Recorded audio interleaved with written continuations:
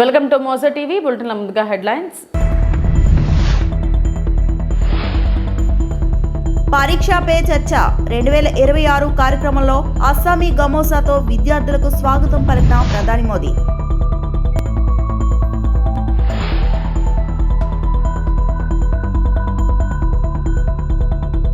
ఎమ్మిగనూరులో మీ భూమి మీ హక్కు కార్యక్రమం సీఎం చంద్రబాబు.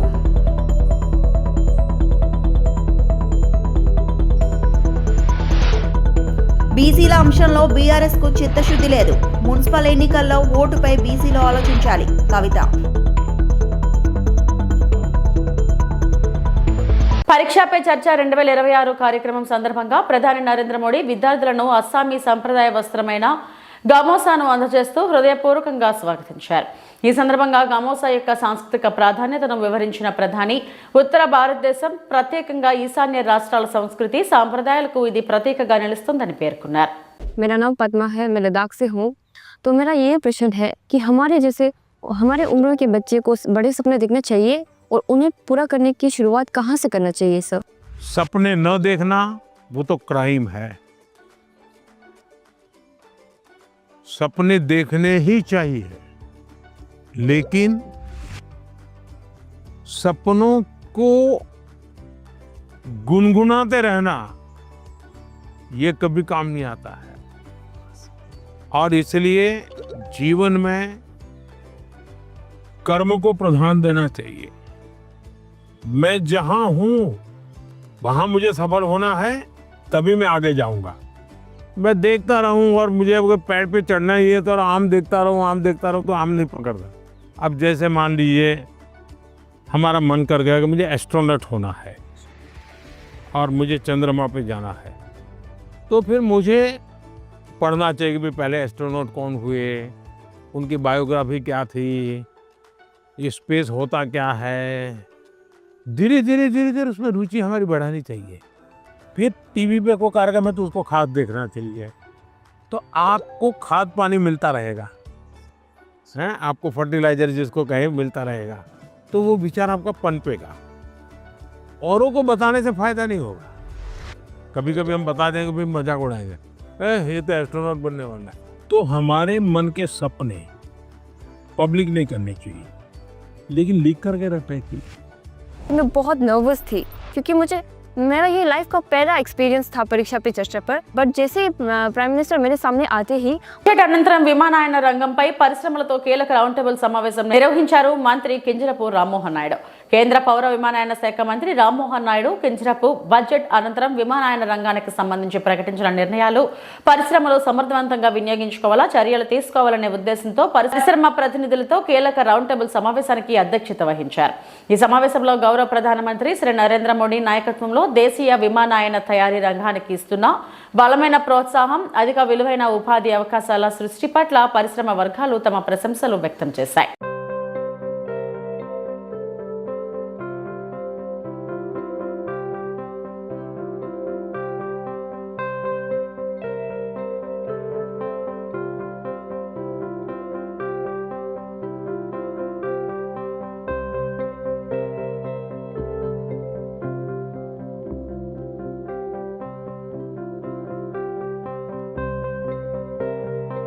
ఎమ్మిగనూరు నియోజకవర్గం కలుగట్లలో మీ భూమి మీ హక్కు కార్యక్రమంలో పాల్గొన్న ముఖ్యమంత్రి.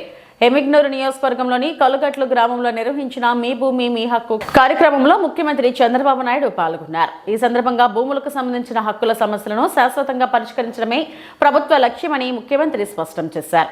రైతులు భూ యజమానులు ఎలాంటి ఇబ్బందులు లేకుండా తమ భూమి హక్కులను పొందేలా ప్రభుత్వం కట్టుబడి ఉందన్నారు. ఈ కార్యక్రమం ద్వారా భూ రికార్డుల సరిదిద్దడం, హక్కుల పత్రాల జారీ, వివాదాల పరిష్కారం వంటి అంశాలను ప్రజల ముందే పారదర్శకంగా నిర్వహిస్తున్నామని తెలిపారు. గతంలో భూమి రికార్డుల లోపాల వల్ల రైతులు ఎదుర్కొన్న ఇబ్బందులను గుర్తు చేస్తూ ఇకపై అలాంటి సమస్యలు తలెత్తకుండా ఆధునిక సాంకేతిక పరిజ్ఞానంతో భూ పరిపాలన వ్యవస్థను బలోపేతం చేస్తున్నామని పేర్కొన్నారు. రైతు భూమి అతని జీవనాధారమని, భూమిపైన స్పష్టమైన హక్కు ఉంటేనే రైతుకు భద్రత ఉంటుందని ముఖ్యమంత్రి అన్నారు. అందుకే మీ భూమి మీ హక్కు కార్యక్రమాన్ని ప్రజల దగ్గర తీసుకొచ్చి గ్రామ స్థాయిలోనే సమస్యలు పరిష్కరిస్తామని వివరించారు.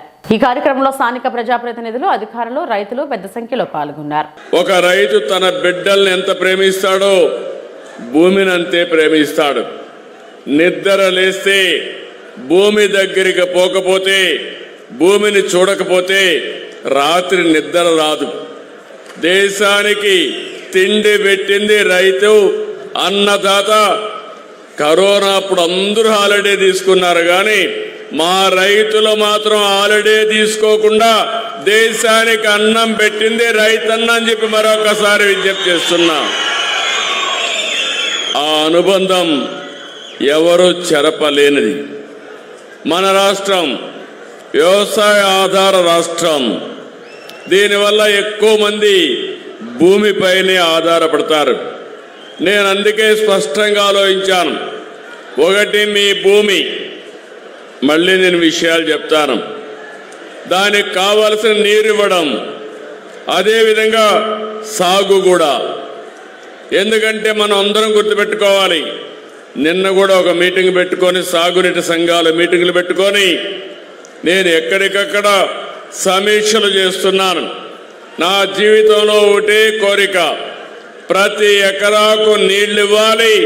అది కూడా కర్నూలు జిల్లాలో ఉండే పశ్చిమ తాలూకాలకు నీళ్లు ఇచ్చినప్పుడే రాష్ట్రం మొత్తం నీళ్లు ఇచ్చినట్టు అవుతుంది.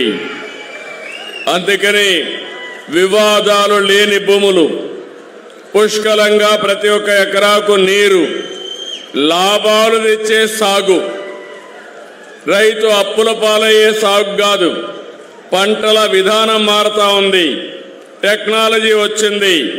దీనికి అనుగుణంగా నేను కూడా ముందుకెళ్తున్నాను. అందుకని మీ అందరి సహకారం అవసరం అని చెప్పి కూడా నేను మీకు తెలియజేస్తున్నా. మీరే చూశారు, ఎన్నికల ముందు ఒక మాట చెప్పాం, మళ్ళీ రాష్ట్రాన్ని పునర్నిర్మాణం చేయాలి.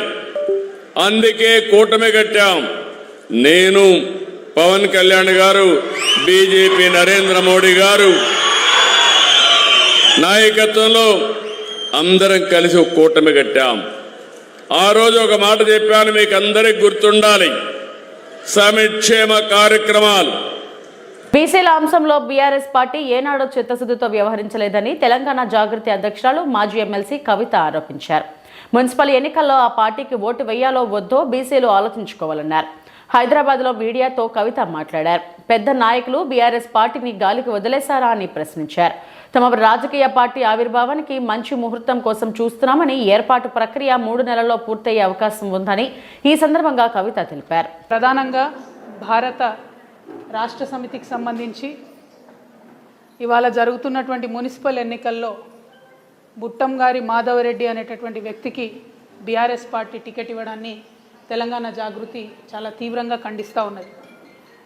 బీసీల కోసం 42% ఏదైతే సాధించాలి రిజర్వేషన్లు రాజకీయంగా, విద్యాపరంగా అనేటటువంటి అంశాల మీద, ఉద్యోగాలలో అనే అంశాల మీద తెలంగాణ జాగృతి గత 2.5 సంవత్సరాలుగా మడమతి పని పోరాటాలు చేస్తున్న విషయం ప్రజలందరికీ తెలిసిందే. ఈ పోరాటాలు చేస్తున్నటువంటి నేపథ్యంలో మరి అసెంబ్లీలో బిల్లు పెట్టించడంలో కానీ, ఆర్డినెన్స్ విషయంలో వెనకబడి ప్రభుత్వాన్ని రైల్ రోకో చేస్తామనేటటువంటి అంశాలను కూడా తీసుకొని ముందుకు వెళ్ళడంలో తెలంగాణ జాగృతి అన్ని బీసీ సంఘాలతో కలిసి పోరాటం చేసిన విషయం ప్రజలందరికీ తెలిసిందే. మరి మేమందరం కూడా కలిసి చేసినటువంటి పోరాటాల ఫలితంగా 42% బిల్లులు పెట్టి, ఆ తర్వాత ప్రభుత్వం ఒక గవర్నమెంట్ ఆర్డర్ కూడా తీసుకొని రావడం జరిగింది.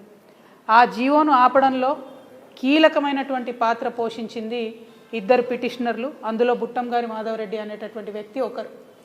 మరి ఆ పిటిషనర్ని ఇవాళ బీఆర్ఎస్ పార్టీ బాజాప్తా టికెట్ ఇవ్వడము మున్సిపల్ ఎన్నికలలో అంటే బీఆర్ఎస్ పార్టీ మరి ఆ కేసు వేయించిందా, లేకపోతే బీఆర్ఎస్ పార్టీ బీసీలకు వ్యతిరేకమా, లేకపోతే బీఆర్ఎస్ పార్టీ 42% బీసీలకు రిజర్వేషన్ ఇవ్వడాన్ని కంప్లీట్గా వ్యతిరేకిస్తుందా అన్న విషయం మాత్రం ఆ పార్టీ స్పష్టం చేయాల్సిందిగా తెలంగాణ జాగృతి నుండి మేము డిమాండ్ చేస్తూ ఉన్నాం. ఎప్పుడైతే ఈ కేసు పడ్డదో ఆనాడే మేము చెప్పినాం, హరీష్ రావు గారికి సంబంధించినటువంటి మనుషులు, హరీష్ రావు గారికి సంబంధించినటువంటి పర్సనల్ లాయరు ఢిల్లీ వేదికగా ఈ యొక్క పిటిషన్ వేయించడం జరిగింది. ఆ 2 పిటిషనర్లు కూడా డైరెక్ట్గా హరీష్ రావు గారితో అనేక సందర్భాల్లో మరి కలిసి కనిపించినటువంటి వ్యక్తులను కూడా మేము చెప్పడం జరిగింది. అదేవిధంగా హరీష్ రావు గారి పర్సనల్ లాయర్ ఏదైతే ఉన్నారో ఈ పిటిషన్ వేయడంలో చాలా కీలకంగా వ్యవహరించారనేటటువంటి అంశాన్ని కూడా మీ అందరి ద్వారా ప్రజలకు తెలియజేస్తూ ఉన్నాం. ఆనాడు కేవలం ఒక్క హరీష్ రావు గారే దీని వెనుక ఉన్నారని నేను అనుకున్నా. కానీ ఆనాడు మేము చేసిన ఆరోపణలు యావత్తు బీఆర్ఎస్ పార్టీ ఈ కుట్ర వెనుక ఉంది అని రుజువు చేస్తూ ఇవాళ బుట్టంగారి మాధవరెడ్డి అనే వ్యక్తికి టికెట్ ఇచ్చారని నేను భావిస్తూ ఉన్నా. మొన్న కేటీఆర్ గారు ఎవరికైనా ఓటేయాలంటే మరీ ఇటువంటి వ్యక్తిని తీసుకొచ్చి ఓటేయమంటారని నేను అనుకోలే. ఎందుకంటే ఇవాళ బీసీ బిడ్డలు తెలంగాణ సమాజంలో 56% మంది ఉన్నారు. వాళ్ళ నోటికాడి బుక్కను గుంజుకున్నటువంటి పిటిషనర్ను పట్టుకొచ్చి ఓటు వీళ్ళకి వేయండి అని బీఆర్ఎస్ పార్టీకి చెప్తే మరి ఓటు వేయాలన్నా బీఆర్ఎస్ పార్టీకి వద్దా ఆలోచించుకోవాల్సిందిగా యావత్తు తెలంగాణ బీసీ సమాజాన్ని కూడా నేను కోరుతా ఉన్నాను. ఇది ఎటువంటి రాజకీయం? మీరు కనీసం బీసీల కోసం ఒక మీటింగ్ పెట్టలే. ఎప్పుడు ఎట్లా పెట్టారు? బీఆర్ఎస్ పార్టీ నుండి డైరెక్ట్గా నాయకత్వం ఎప్పుడు మాట్లాడలే. బీసీ ప్రజాప్రతినిధుల ఫోరం పేరిట మీటింగ్ పెట్టారు. ఆ తర్వాత ఒక్కసారి తెలంగాణ భవన్లో మీటింగ్ పెట్టారు. మొదలు జనగణన అన్నప్పుడు అసలు జనగణనకు పార్టిసిపేట్ చేయొద్దని చెప్పారు, కన్ఫ్యూజ్ చేసిర్రు. అదంతా అయిపోయినాక రెండోసారి జనగణన చేయాలని చెప్పారు. ఎక్కడా కూడా చిత్తశుద్ధితో బీసీ మీటింగ్లు బీసీల అంశంలో బీఆర్ఎస్ పార్టీ సపోర్ట్ చేయలే. అందరం గోల చేస్తే యావత్ సమాజం రోడ్ల మీదకి వస్తే మేము పెడతాం బీసీ మీటింగ్లు అని చెప్పారు. కానీ అవెన్నడూ కూడా మరి కార్యరూపం దాల్చలేదు. అంటే సమాజంలో సగం మంది పట్ల మీ వైఖరి ఏంటి, మీ చిత్తశుద్ధి ఏందన్నది ఇవాళ తెలుస్తుంది. కాబట్టి మరి ఆ ప్రజలను ఆలోచించవలసిందిగా నేను కోరుతా ఉన్నా. ఒక పక్క బీఆర్ఎస్ పార్టీ ఇట్లా ఉంటే ఇంకొక పక్క కాంగ్రెస్ పార్టీ నవ్విపోతురుగాక నాకేటి సిగ్గు అన్నట్టు ఇవాళ మా నిజామాబాద్ ఎన్నికలకు అనంతపురం జిల్లా యాడికి మండల కేంద్రంలో శుక్రవారం నూతనంగా ఏర్పాటు చేసిన రాజ్యాంగ నిర్మాత డాక్టర్ బిఆర్ అంబేద్కర్ విగ్రహాన్ని ఎమ్మెల్యే జేసీ అస్మిత్ రెడ్డి ఘనంగా ఆవిష్కరించారు. ఈ సందర్భంగా ఎమ్మెల్యే మాట్లాడుతూ దళిత సంఘం నాయకులు ఐక్యమత్యంగా ఉండి డాక్టర్ బిఆర్ అంబేద్కర్ విగ్రహాన్ని ఏర్పాటు చేయడం ఎంతో సంతోషంగా ఉందని, ఇన్ని రోజులకు దళితుల కళ నెరవేరడంతో వారు చాలా ఆనందంగా సంతోషంగా ఉన్నారన్నారు. దళితులందరూ ఎల్లప్పుడూ ఐక్యమత్యంగా ఉండి అంబేద్కర్ విగ్రహాన్ని కాపాడుకోవాల్సిన బాధ్యత కూడా మీదేనని ఎమ్మెల్యే జేసీ అస్మిత్ రెడ్డి అన్నారు.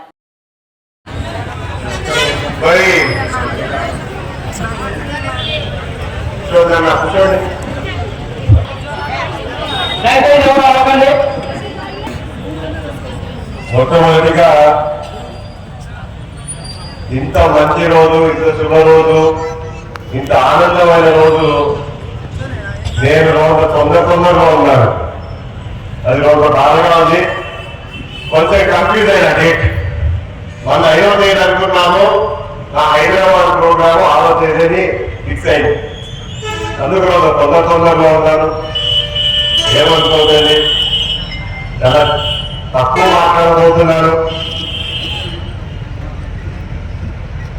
మీరందరూ నా దగ్గరికి వచ్చారు స్టాచ్యూ పెడదాము అని చెప్పేసి. కానీ స్టాచ్యూ పెట్టేదేముంది, ఎవరైనా పెడతారు, లేకపోతే సొంతంగా ఎవరైనా పెట్టగలుగుతారు. రూపాయలు కూడబెట్టుకున్న అవసరం లేదు. ఇక్కడ సమస్య ఏంటంటే స్టాచ్యూ పెడితే అయిపోదు, ఆ స్టాచ్యూని కాపాడుకోవాలి మనం. వాళ్ళేమో మనకి త్యాగాలు చేశారు, కోసం ఏదేదో చేసుకుంటూ వచ్చారు. మనమేమో టైంకి స్టాచ్యూ పెడతాము, రేపటి నుంచి మర్చిపోతాం. ఒక్కడి వల్ల క్లీనింగ్ చేద్దామని ఏ రోజున అనుకుంటారా మీరు? నేనైతే ఒకటే అనుకున్నా. ఫస్ట్ అయితే నా దగ్గర వస్తే ఏం చెప్తా, నేను విగ్రహం పెట్టేదానికి లేదని చెప్పి వెళ్ళిపోయాను. పర్మిషన్ ఇవ్వలేదు, నేను వద్దన్నా. ఎందుకంటే అందరూ విగ్రహాలు పెడుతున్నారు, వెళ్ళిపోయాను. కానీ ఒకటి మాత్రం అనిపించింది నాకు, ఖచ్చితంగా ఎవరికైనా ఒక ఛాన్స్ అనేది ఇవ్వాలి కదా మనము. అందుకోసం అని చెప్పి ఖచ్చితంగా మీరందరూ ఆ విగ్రహాన్ని కాపాడుకుంటారు, చూసుకుంటారు.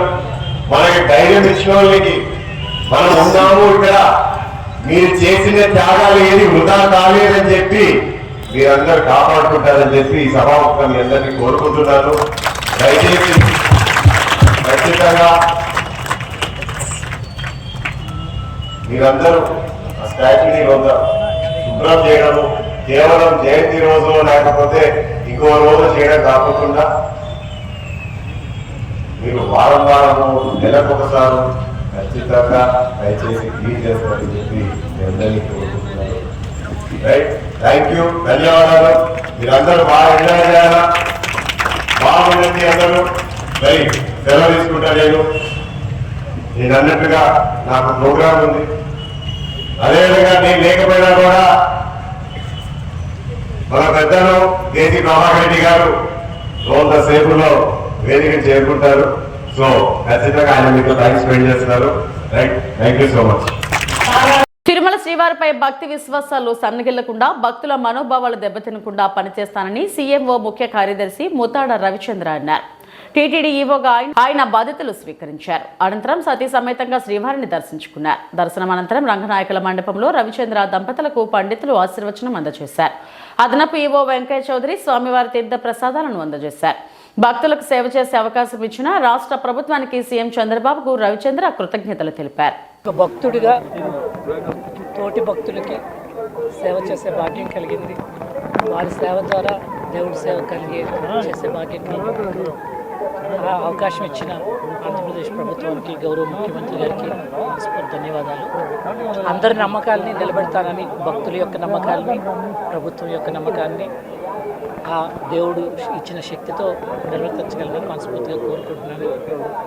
అందరికీ కలుపుకుంటూ చాలామంది నా ముందు చేసిన వాళ్ళు ఉన్నారు, చాలా అనుభవం పొంది ఉన్నారు. వాళ్ళందరి సలహాలు సూచనలు తీసుకుంటూ ఇక్కడ చాలామంది ఎన్నో సంవత్సరాల నుంచి ఉన్న వాళ్ళు ఉన్నారు, ఎన్నో సంవత్సరాల నుంచి పనిచేస్తున్న వాళ్ళు ఉన్నారు. అందరి సలహాలు సూచనలు తీసుకొని ఒక టీంలా, ఒక బోర్డు యొక్క సలహాలు సూచనలు చైర్మన్ గారితో, బోర్డు మెంబర్స్ తోటి, అందరితో సమన్వయంతో చక్కగా భక్తులు యొక్క మంచి మాత్రమే ప్రధానంగా పెట్టుకుంటూ చేయగలనని ఆశపడుతున్నాను.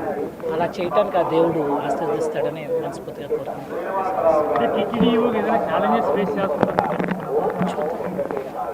ముందు జస్ట్ ఈరోజే వచ్చాను, నైట్ నోట్స్ చూసుకున్నాను, పంపించారు నోట్స్, చాలా వరకు చదువుకున్నాను.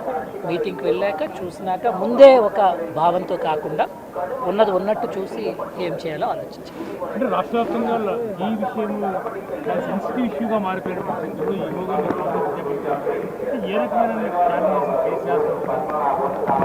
మళ్ళీ దేవుడి మీద భక్తి విశ్వాసాలు ఏ విధంగా కూడా సన్నగిల్లకుండా అందరి భక్తుల యొక్క మనోభావాలు నిలబడే విధంగా ట్రై చేస్తాను. తిరుమల శ్రీవారిని సినీ నటి మీనాక్షి చౌదరి దర్శించుకున్నారు. శుక్రవారం వేకువజామున శ్రీవారి అభిషేక సేవలో ఆమె పాల్గొన్నారు. దర్శనం అనంతరం మీనాక్షికి రంగనాయకుల మండపంలో పండితులు ఆశీర్వచనం చేసి స్వామివారి తీర్థ ప్రసాదాలను అందజేశారు.